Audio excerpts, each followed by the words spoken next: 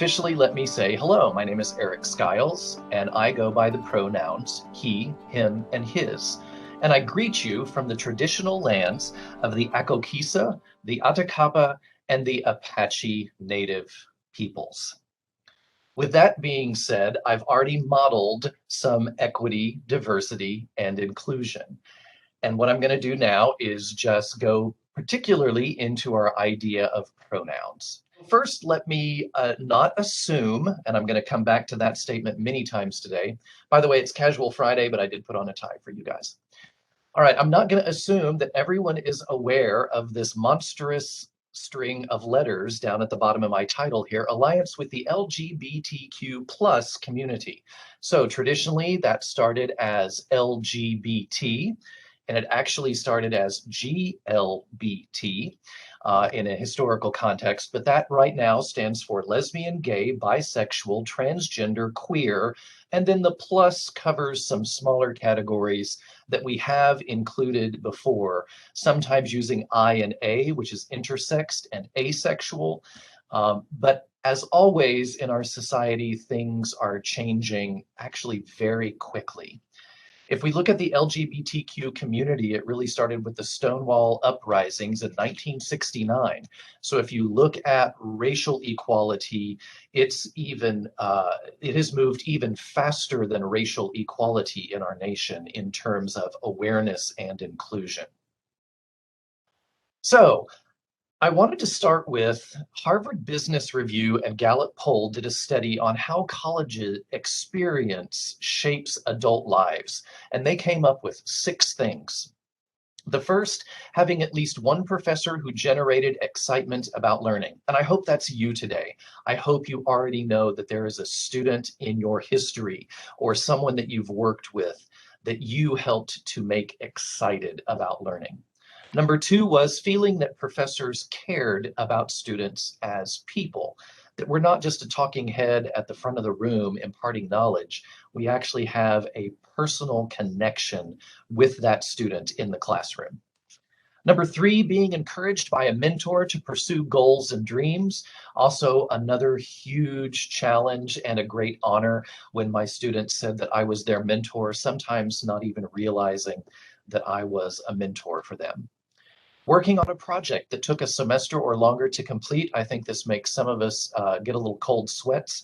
It's a big ask for a 2-year college, but that was one of the things that college students identified. Number 5, having an internship or job that allowed the application of ideas learned in the classroom. And finally, number 6, being extremely active in extracurricular activities and organizations. So here's to all of our visual and performing arts, all of our publications, all of our team sports, all of our student organizations that allow our students at Lone Star to really be a part of that life. Interestingly enough, it said in the poll, few college students state that they ever experienced all 6. However, those that experienced the first 3, 2.3 times more likely to be engaged at work and 1.9 times more likely to experience high well-being. I thought that was very, very interesting. And of course, if you haven't figured it out, today I am completely focused on feeling that professors cared about students as people. This is all of our students, every single one of them. But we do have students in traditionally underrepresented areas or traditionally marginalized areas that sometimes we need to work a little extra to help them feel that we care about them as people. And that's why we're talking about this today and actually through the entire series. So definitions, going to throw a lot at you and I'm going to go really quick. I'll have this PowerPoint available after the fact if you really want to dive in depth on these.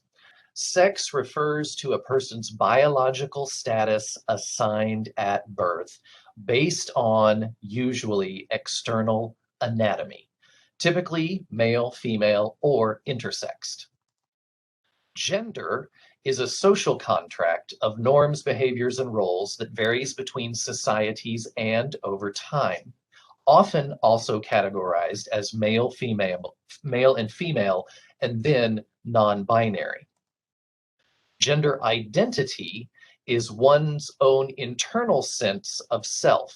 And let's look at that again, internal sense of self and their gender, whether that is man, woman, neither, or both. So then that pops up to gender expression. Gender expression is the external or outward presentation of gender through behavior, clothing, voice, or other perceived characteristics. Let's throw some more in. Cisgender, all right? I am a cisgender male. That's frequently shortened into cis. It's an adjective that describes a person whose gender identity aligns with the sex. But just because I'm a cisgender male doesn't mean I cannot have a gender expression that is somewhat different or somewhat on a scale.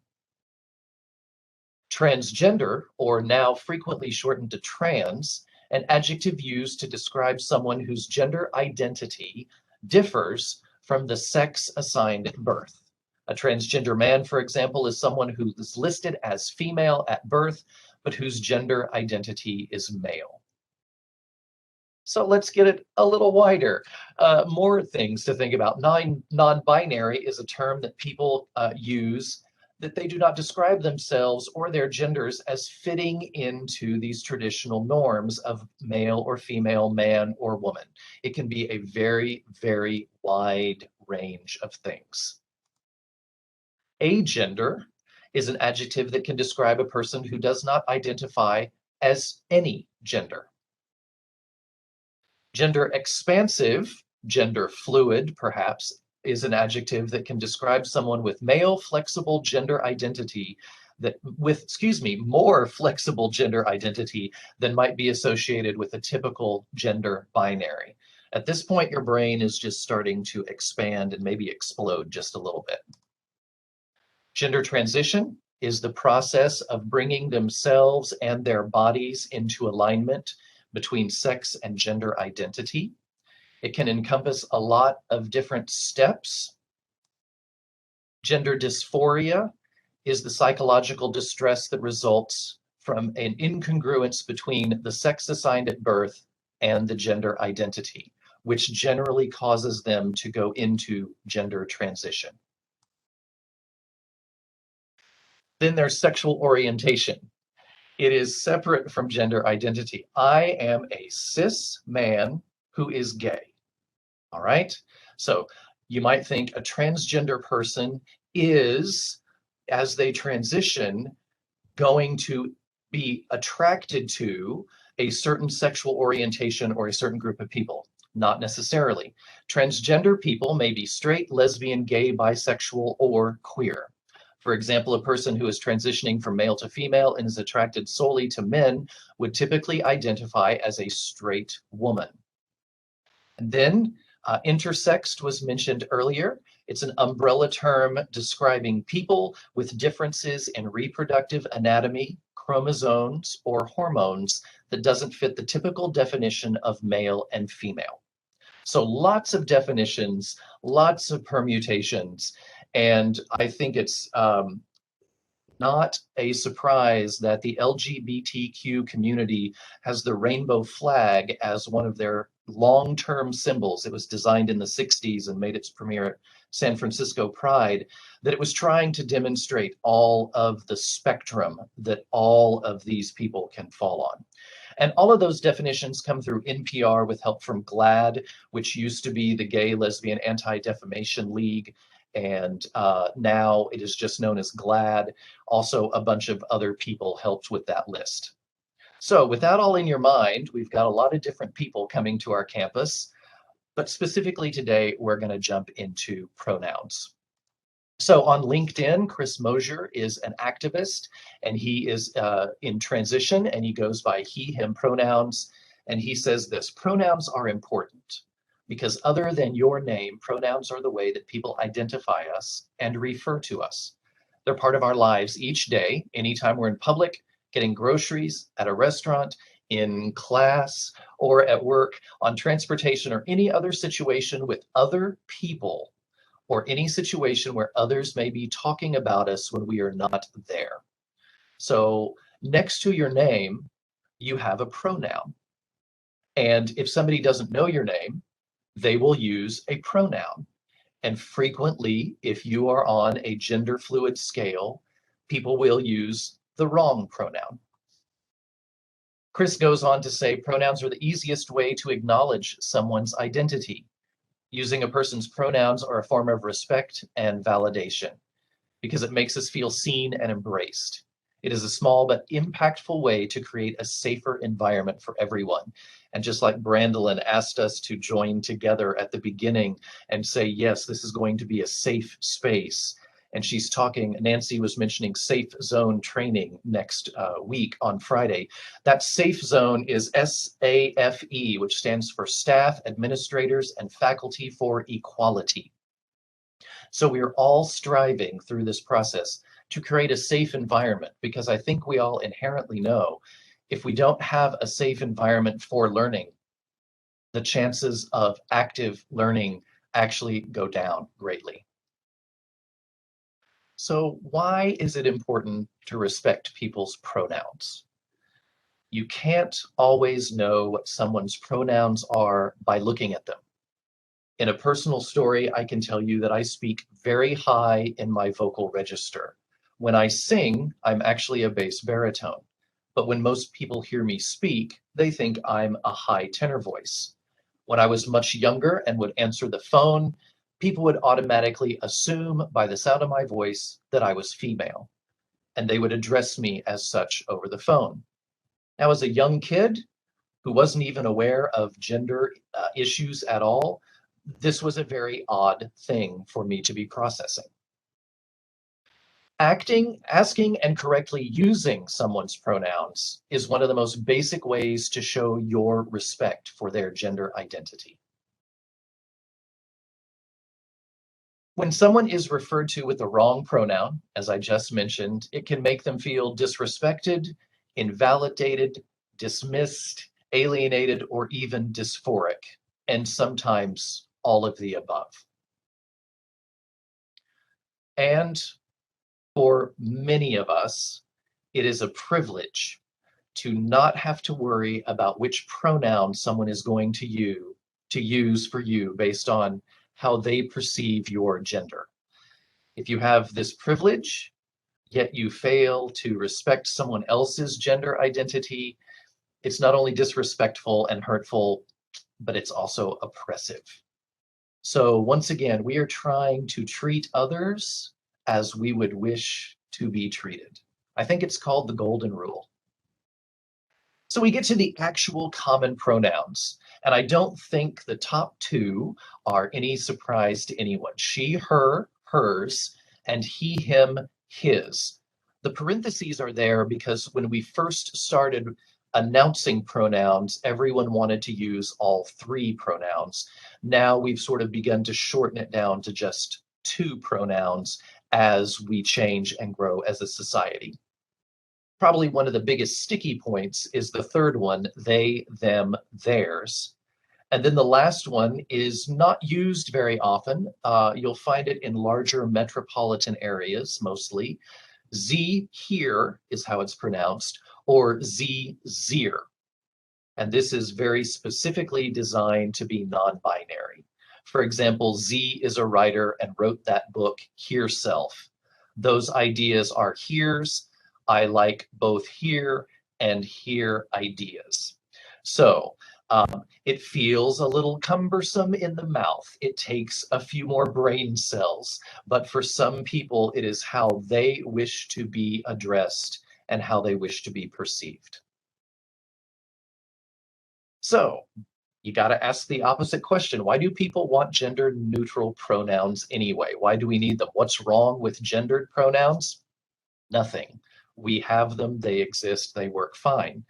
So it's not that there's something wrong with them. It's just that he and she come with certain expectations about how someone should or could express their identity and relate to the world. I think if somebody pulled up in West Texas, where I used to live, on a motorcycle, big, what we might even describe as a butch motorcycle. All right, there's a gender-loaded word, butch. All right, pull up on a big butch motorcycle, but the person is decked out head to toe in leather and a helmet. You can't assume the gender of that person because of the motorcycle or the leather clothes or the helmet.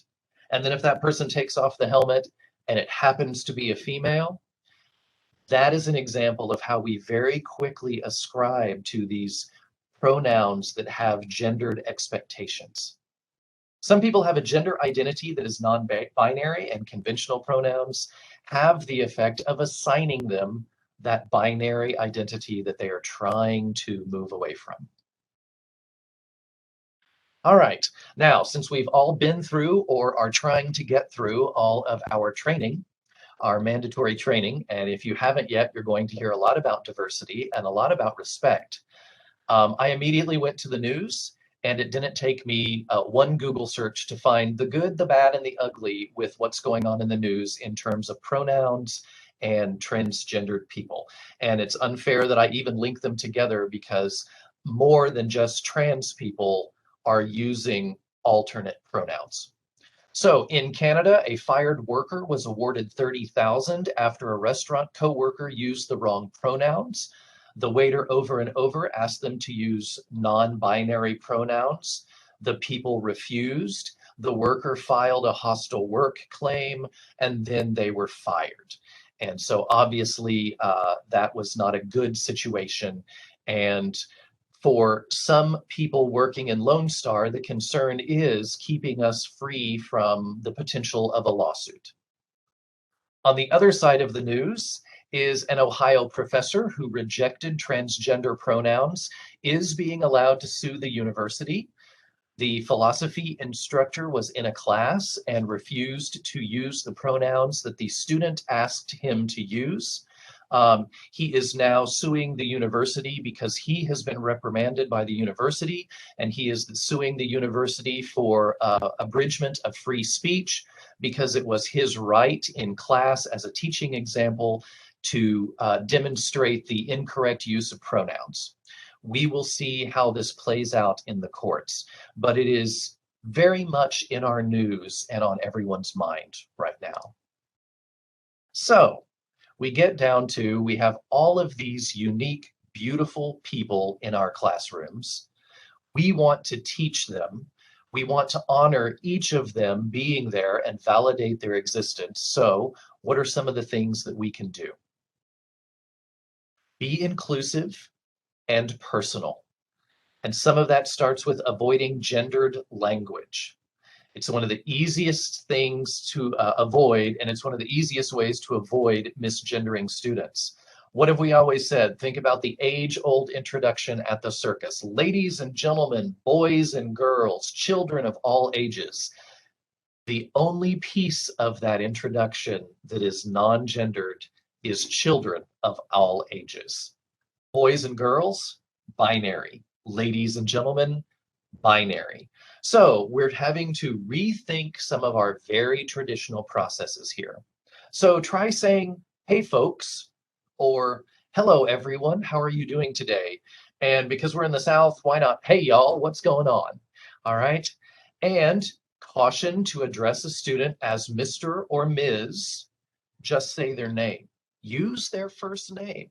And I think each one of us knows how important it is when we're working with people in the workplace, in the classroom, with students across campus, how powerful it is to know their first name and use it. And frequently in my emails now, I will say things like, hello, lovely people, or even something silly like greetings, happy hooligans, just some way to engage them in a non-binary way. I'm seeing lots of things pop up, and if somebody else can be following the chat, if I need to take a pause, I can always do that, but the chat is not easy for me to see. All right, then we get— Just comments. Okay. Just the comments. Janie says, Texas has the most inclusive welcome with the variations of hey or howdy, y'all. Which, you know, for Texas is doing pretty good. We'll take it. Sam, I was going to adopt calling students by their last names and a Mr. or Miss to make my class more formal, but I am going to counsel that. I am pretty good with remembering names. So That's and boy, that's a good point. And this slide is perfect for that because y'all, we were raised to do certain things, particularly if we were raised in the South, to be very polite, to say yes, sir, and yes, ma'am, and no, sir, and no, ma'am, and call people by Mr. Smith and Mrs. Jones. And those are considered very polite. And I have to occasionally remember my upbringing is not the end of my learning process here. So they, them is probably one of the more challenging. Growing up, many of us are taught that you were identifying a single person by a pronoun, you had to use he or she. They was only used for groups of people. This is English and grammar, but the rules are changing. And I talked to one of our English professors, and she went to MLA and a few other sites and confirmed that. Even with the MLA, they is now a completely acceptable singular pronoun. The New York Times agrees, so does Merriam-Webster, and this was interesting to note that the singular use of they goes back to the 1300s. I know as a theater professor that Shakespeare used it, but we actually use it all the time. We're just not realizing how we're using it. So here's a great example. Oh no, someone left their cell phone. Dang, I wonder if they'll miss it. Of course they will, it's their phone. Not what I meant. I was wondering if they'll miss it in time to come back before the shop closes, or how about the class closes, or I go to my faculty office. I hope so for their sake. So when we are speaking of a single person and we don't know their gender, we default to they, their. But when we see the person, our brain is trained to start a gender identity puzzle, and we automatically stop using they, their, and start using he and she. I like this one. Start the course by making all students feel welcome, because many transgendered students or students who are using new or different pronouns will use summer break as a time to transition the identity. So the beginning of a term, beginning of any course, is a natural time for the instructor to ask the student how they would like to be referred to. It's a simple question that really lets that person know that they are completely safe and welcome in the classroom. And this is so important. Be prepared to make a mistake and to apologize. I did it just last week. I have a transitioning student, and I'll talk about pitfalls here in a moment, but I dressed up the student in a costume, and then I showed it to the director, who is Callie, our technical director, and I said, there, doesn't she look cute? I botched it completely. I didn't even realize I had done it. The student leaves to go change out of the costume. Callie looks at me and says, you blew it. You said she. And I said, you're right, I did. And I went right to the student and I apologized. Don't let it fester. Get after it and make the apology sincere, and then don't go overboard with it. Because despite our best efforts, sometimes we make mistakes. And because we have a habit of assuming pronouns based on appearance, it can be hard to break.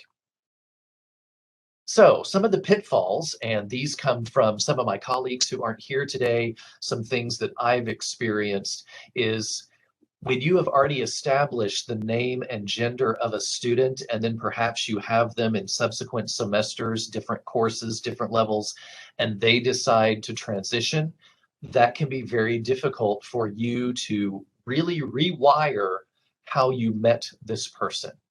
We had an employee on this campus who started to transition and then gave me the deep honor of being one of the first people that they told about their transition process. And they are still working in our system under a new gendered pronoun.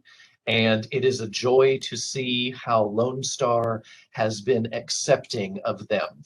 And you notice I used all they and them in there because I don't want you to know specifically who this person was, because it's their right to tell you, not my right to tell you.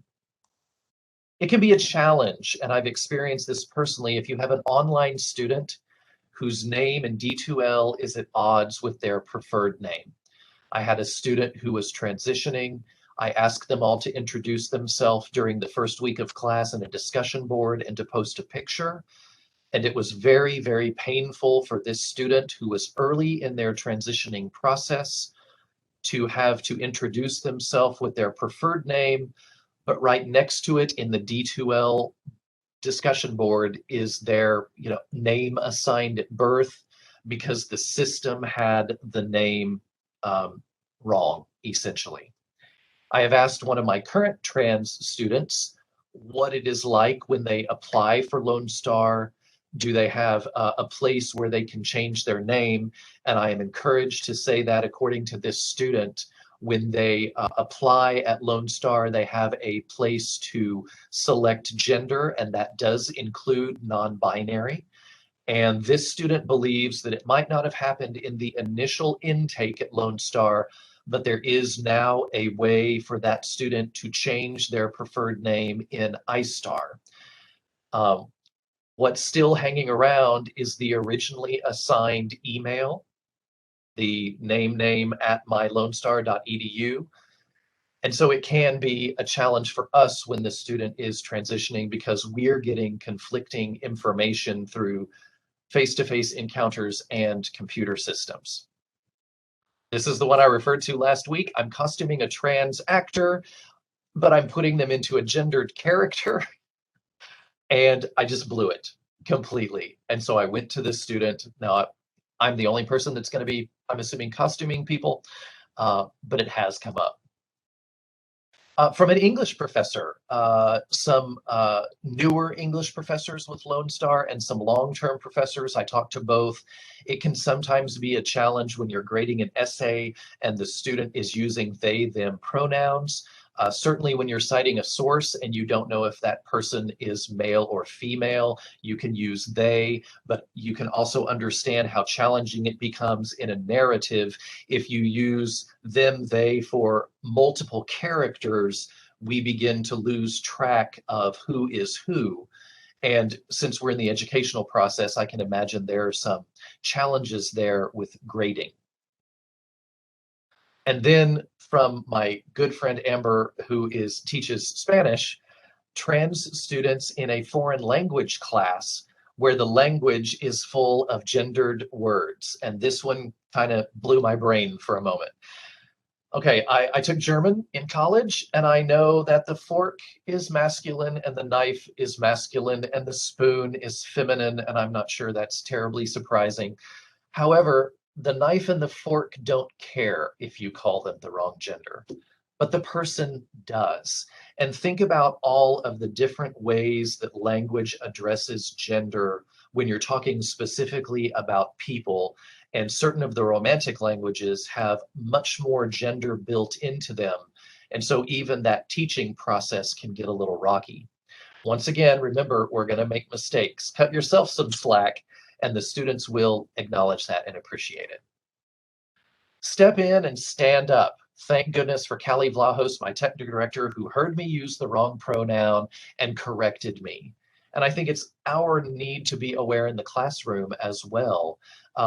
Not even somebody who might be intentionally using it in a negative fashion or a bullying way, but someone who just slips up. And we just have to keep talking about it.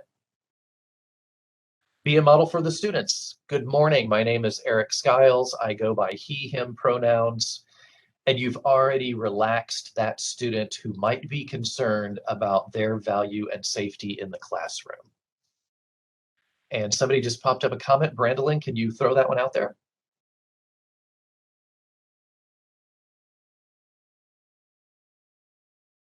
I missed them. They pop up so quickly. That was me. That was me. I put in the chat that saying I'm sorry goes a long way. Absolutely. Absolutely.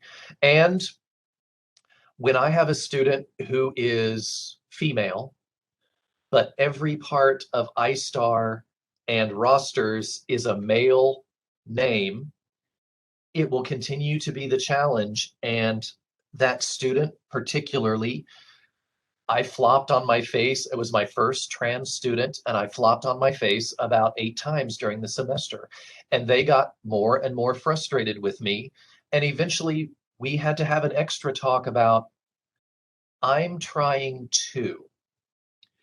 And let me come back to that story when I finish my slides. I love this one. If you're worried about doing it in front of class and you think that's too much pressure on some of your students, make it part of some sort of informational form. With my online classes, I gather emergency contact information, and now I'm going to add pronoun preference to that because it's a very low-key, non-confrontational, in front of the class way to help include all those students. Keep talking about it. Keep stressing that the conversation continues. So I'll come back to my story with my first trans student. I'm about the 8th time I've screwed up, and the student really shoots me a dirty look in class. And I pulled the student aside after the class. And another part of this community that I live in, and let me use my own situation, coming out is a long process. Very few people blow the door off all at once and tell the whole world. There's steps. You talk to different people, you talk to different groups. And so by the time I talked to my grandmother, I was very, very comfortable in my process. She was getting the information for the very first time, and she was in a very different place. So my trans student, who I botched 8 times and shoots me the dirty look, I took the student aside and I said, I understand completely why you shot me the dirty look, but you and I are in very different places of your transitioning process. And you need to allow me a tiny bit of grace to catch up with you because you are so much further along. And quite honestly, the trans student is living it every moment of every day, and I am seeing the student 2 or 3 times a week. And so there's just, they need to also understand we're trying, but I'm a human. I'm going to screw up, and then I'm going to correct and try to keep going. So, practicing empathy. You're going to hear a lot about this in your Safe Colleges training. Old adage, do not criticize your neighbor until you have walked a mile in their shoes. Drag queens love it because they say, do not walk a mile, do not criticize me until you've walked a mile in my high heels. Put yourself in their shoes for a moment. Think about what they are going through day to day. They have made a bold choice to live their authentic life, but so much of society around them is critical, potentially hostile, gender norming them at every turn. And so just take a moment and realize what they are going through. Acknowledge their challenges in daily life. They're going to go to the grocery store and somebody may use a gendered pronoun. They might go out to a place to just enjoy a social evening post-COVID, if it ever happens, and somebody is going to be shooting them a look or judging them or misgendering them. Ask yourself how you would want to be treated. Not that you're in the same boat, but I think we all want to be treated with respect and not judged. There it is. Don't judge their choices. I wonder about that professor in Ohio, and I can't assume too much because the article is vague at best. This is the one who's being allowed to sue his university for infringement upon First Amendment. But it almost seems when you read the article that he was refusing to acknowledge the student's choice in the classroom on religious beliefs. And I am a deeply religious person and I respect religious beliefs, but that doesn't give me the right to judge someone else's choices. Spend your time, and Brandolyn will give a cheer for this one. Spend your time judging your own biases and your own viewpoints. Take a moment to examine maybe why this student makes you feel uncomfortable. Take a moment to think about if you've never come in contact with this person, how can you learn more to be a better educator to this student? And this goes for every student we have because As educators, we read the room. We see what they look like walking in. We're trying to gauge their interest level. We're trying to gauge their awareness. Are they awake? Did they shower this morning? Did they have a late night? Did they turn in the assignment? And we're doing a lot of little investigative pieces, and we're putting it into a whole picture. But we do need to be careful on parts of that because it can go awry. Alrighty, there's the monster list of sources for my material today. And once again, through Nancy, I am certainly happy to share this PowerPoint with you because there's a lot of information on the definitions and a lot of information. But the basic part for me coming down is respect and creating that safe environment for every student in the classroom. And that includes those that we may not always understand. It may be the kid in the back who wears all black. Remember when the goth kids were strange, right? And they're so normal now. I think we call them emo kids. I'm not even sure. I loved teaching in a small West Texas town. I taught high school in a town of 250 people because we had every kind of student, but we only had one of them. So we only had the one goth kid. We had the one gay kid. We had the one stoner over in the corner. But everywhere we go, these people are represented and they should be honored and respected in the classroom. Because how can we teach them English, math, science, humanities, physical education? How can we teach them anything if they don't feel safe and we don't try to make them feel important and engaged in the classroom? So thank you for listening, and that turned out a little bit faster than I thought.